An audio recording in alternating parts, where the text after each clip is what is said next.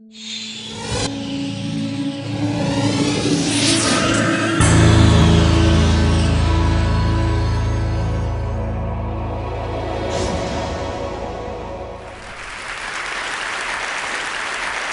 new me is beauty.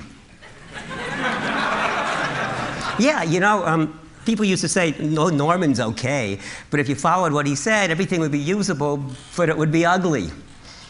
Well, I didn't have that in mind, so this is neat. Thank you for setting up my display. I mean, it's just wonderful. And I haven't the slightest idea what it does or what it's good for, but I want it. And that's my new life.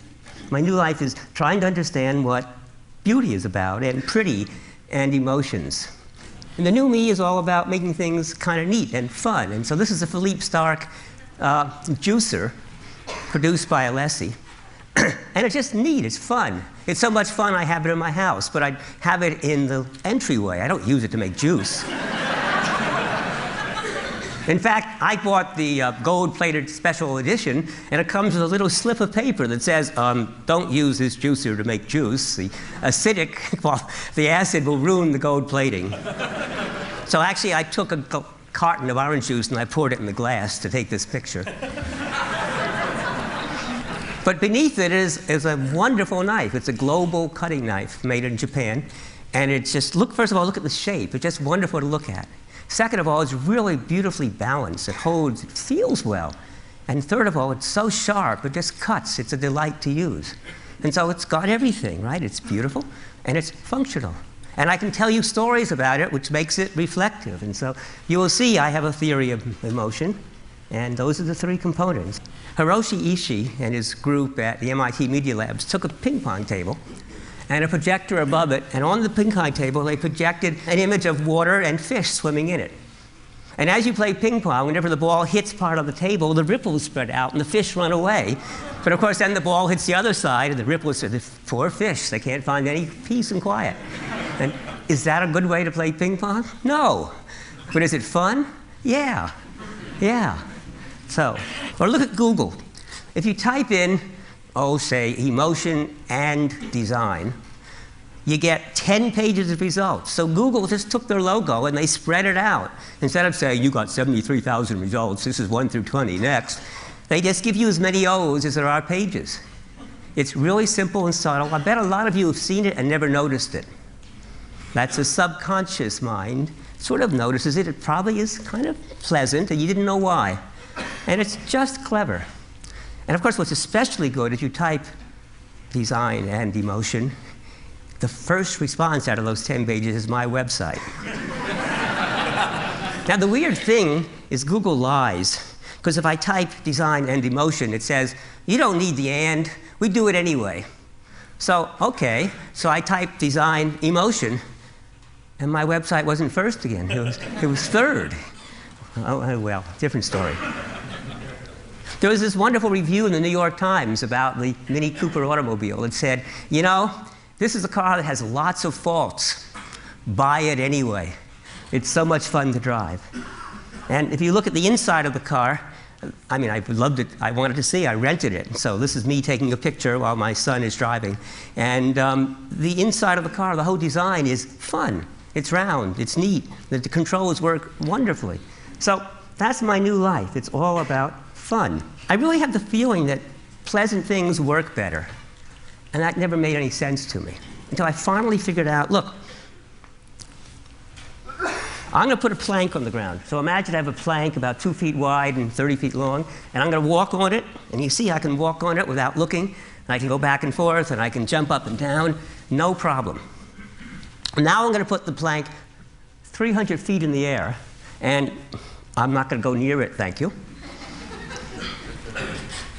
Intense fear paralyzes you. It actually affects the way the brain works. So Paul Sappho, before he gave his talk, said that he didn't really have it down until just a few days or even hours before the talk, and that anxiety was really helpful in causing him to focus. And that's what fear and anxiety does.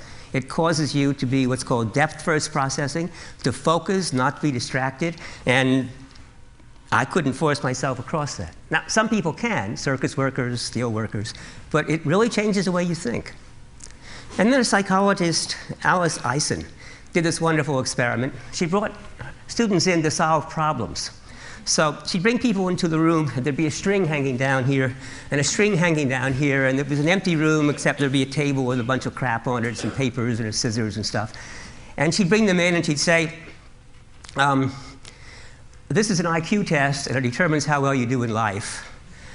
Would you tie those two strings together? So they'd take one string, and they'd pull it over here, and they couldn't reach the other string. Still can't reach it. And basically, none of them could solve it. You bring in a second group of people, and you say, oh, before we start, I got this box of candy, and I don't eat candy. Would you like the box of candy? And it turns out they liked it, and it made them happy. Not very happy, but a little bit of happy. And guess what? They solved the problem. And it turns out that when you're anxious, you squirt neurotransmitters in the brain, which focuses you, makes you depth first. And when you're happy, what we call positive valence, you squirt dopamine into the prefrontal lobes, which makes you a breadth-first problem solver. You're more susceptible to interruption. You do out-of-the-box thinking. That's what, in fact, brainstorming is about, right? With brainstorming, we make you happy, we play games, and we say no criticism, and you get all these weird, neat ideas. But in fact, if that's how you always were, you'd never get any work done, because you'd be working along and say, oh, I got a new way of doing it. So to get work done, you got to set a deadline, right? And you got to be anxious. So the brain works differently, and if you're happy, things work better because you're more creative. You get a little problem, you say, yeah, I'll figure it out. No big deal. There's something I call the visceral level of processing, and there'll be visceral design, and it's biology. And we have co-adapted through biology to like bright colors.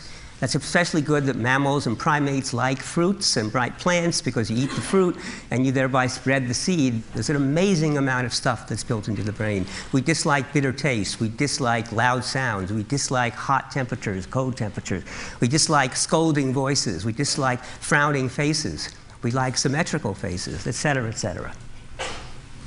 So that's the visceral level. And in design, you can express visceral in lots of ways, like the choice of type fonts and the red for hot, exciting.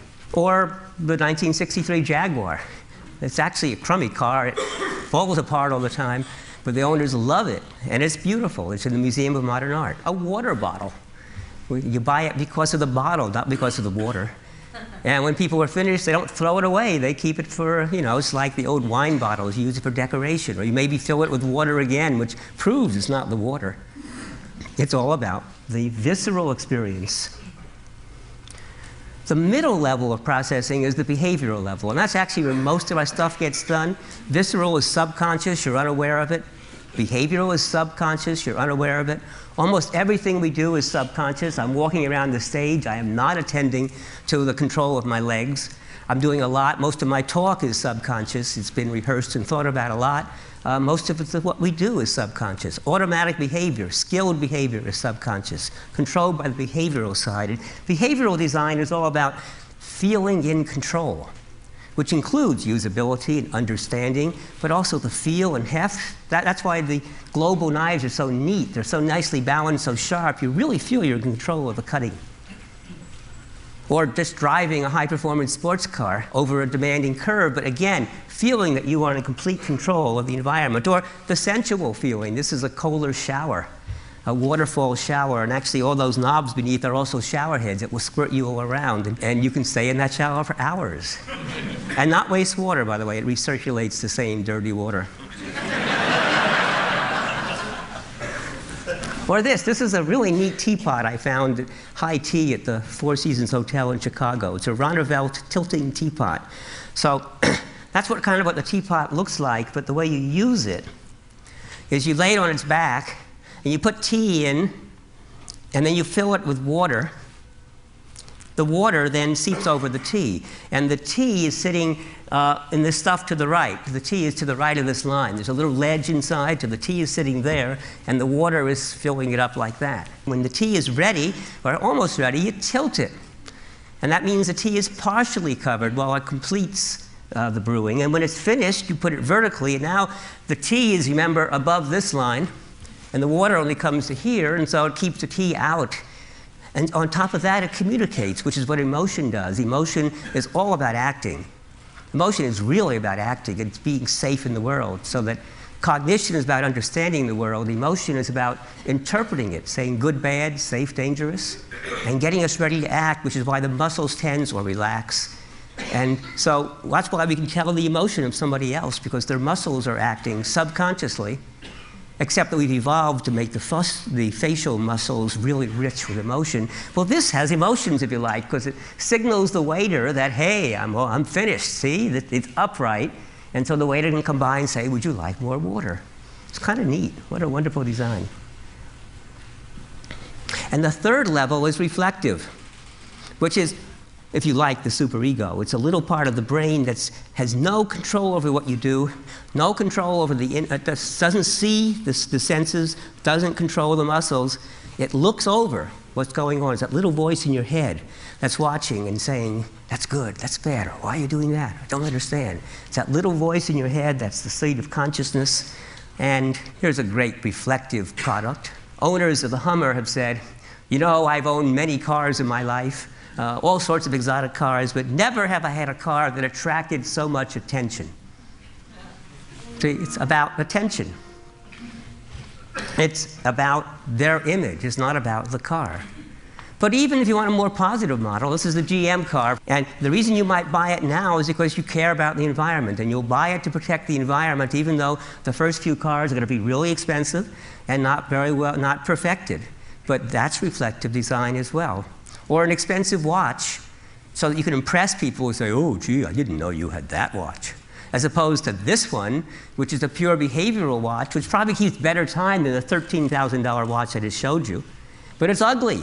This is the clear Don Norman watch. And what's neat is sometimes you pit one emotion against the other, the visceral fear of falling against the reflective statement saying, it's okay, it's safe.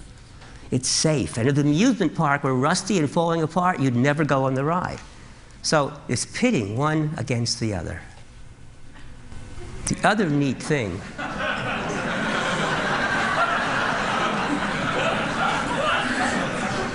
so Jake Kress is this furniture maker, and he makes this unbelievable set of furniture. And this is his chair with claw. And the poor little ball chair, it's lost its ball, and it's trying to get it back before anybody notices. And what's so neat about it is how you accept that story.